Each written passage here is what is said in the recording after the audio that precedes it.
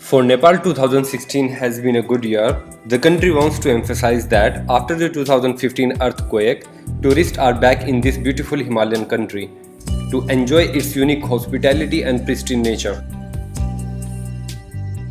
2016 is becoming really very encouraging for us because the all situation is back to normal. Nepal is always a very exotic destination for European segment. It's a paradise and the probably the best destination for adventure segment and for cultural segment also equally. Other thing is that we have holy mountains and Pashupatinath temple, that is also fountain of Hinduism, one of the major shrine of Hindu pilgrims. So these two major religions has a good fountain in Nepal. So religious point of view, spiritual point of view, also Nepal is so rich. Nepal relies on its beautiful mountains for adventure tourism, but also on its cultural and spiritual richness.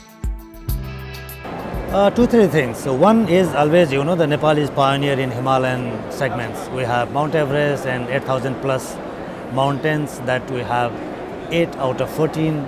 Not only that, it's a small country, but 6,000 plus rivers we have. 45% of the landmass is covered by forest. It's truly a natural destination. Our brand slogan is also natural in Nepal. In a country that is 80% rural, promoting ecotourism is an ideal way to involve the local population in development.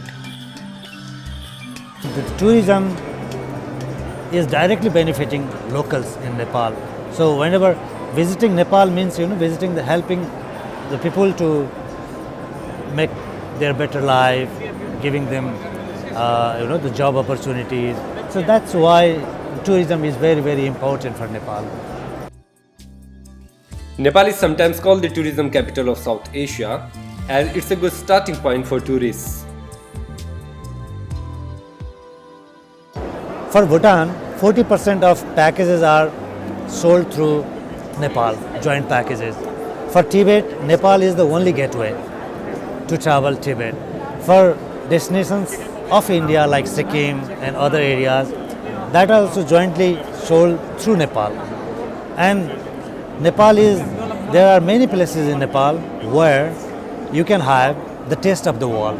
You can have Chinese food, Italian food, French food, Japanese food, Indian food, everything within a periphery of 2 kilometers, 3 kilometers, and there is no places in South Asia like that.